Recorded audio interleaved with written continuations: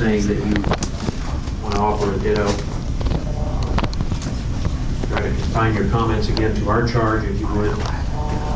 We don't want folks who are there working on tax dollars working on overtime, so I want to make sure we get to them fairly soon. Thank you.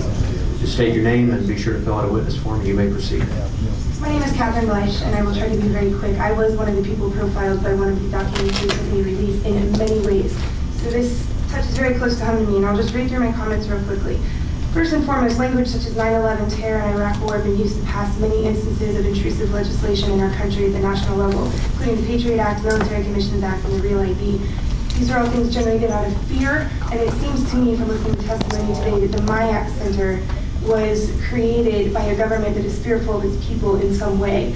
I would call into question the existence, the need for the existence of it, since it does seem to have transformed into something else entirely. My question is the federal government using our local and state law enforcement as tools of oppression against people in the state? It's a very scary thought, but I think it's one that needs to be considered. Our country was formed on the principles of freedom and decentralization of power. Since information equals power, isn't decentralization of information a very dangerous thing for a free country? I have a few specific questions. First is involving the sources of information. It's very concerning to me that Homeland Security is so intimately involved with our local law enforcement. The fact that we are possibly just regurgitating information that could be coming from an agency that, in my opinion, is used as a tool of oppression against the American people. There was a lot of language in these documents that matches with language used by the Southern Poverty Law Center, which is a highly politicized organization. I would encourage all of you to look into that. Some of it was verbatim, so that's the Southern Poverty Law Center. It also concerns me that the creation of this started in June of 2008. I'm not sure how many of you were aware of the all-out political warfare that the Ron Paul campaign was in with the Missouri GOP at the time. May 31st was the state convention. I would like to know if that had anything to do with the authoring of this report, since supporters of Ron Paul were specifically mentioned in here. I would also be curious to know what instances of crime were specifically used to create this document. When we delivered our Sunshine Letter request to Missouri Highway Patrol, we had a great conversation with Officer Rep. Logal, and he brought up 3 instances of crime being committed against law enforcement, all very far in the past. I don't think any of it has to do with a lot of the things that were mentioned in the document, and I'd be interested what ties those 3 instances of violence committed against law enforcement, how those are tied to the people who are profiled in this document.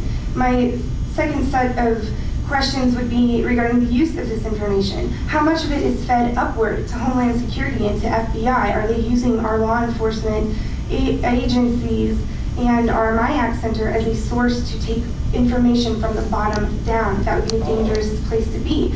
The fact that the Patriot Act exists and that we are authoring documents that could potentially identify someone as a potential threat to law enforcement or as a potential domestic terrorist is very scary. Under the Patriot Act, a domestic terrorist can be held without access to judge or jury or the judicial process as a whole. This is a very big red flag. What business do we have walking that fine line of identifying people as potential terrorists or domestic terrorists when that could put them in prison and not get them access to our judicial system that we should be allowed to have access to because we're supposed to live in a free country?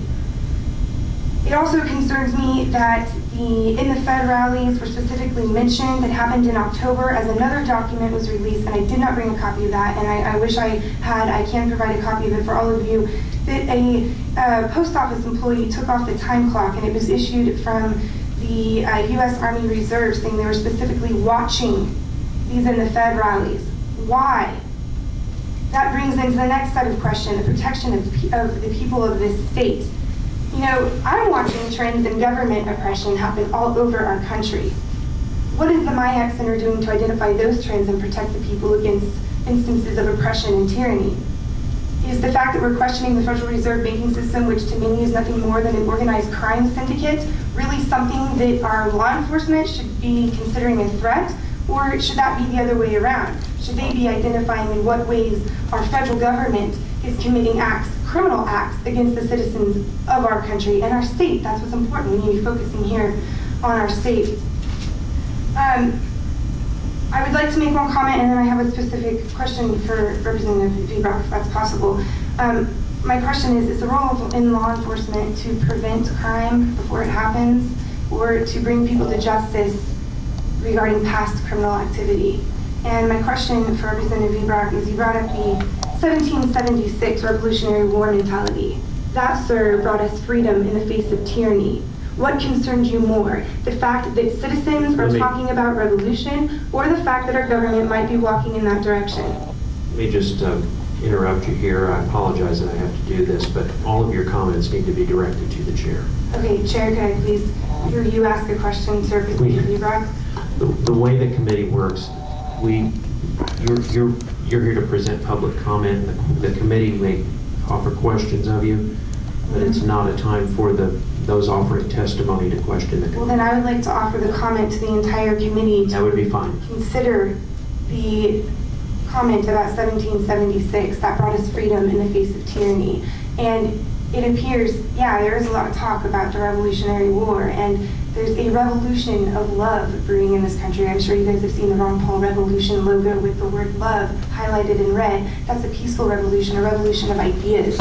And so yes, that is coming up all over the country. And what should be concerning to you and to law enforcement is the fact that our government is walking down a path that is leading citizens to think in that manner.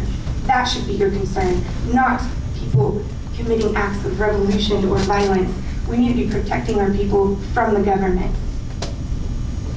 Thank you very much, Ms. Bleish. Just two things. The document that you referenced, if you would provide that to us, I'll get that distributed to the committee. I do appreciate you being here.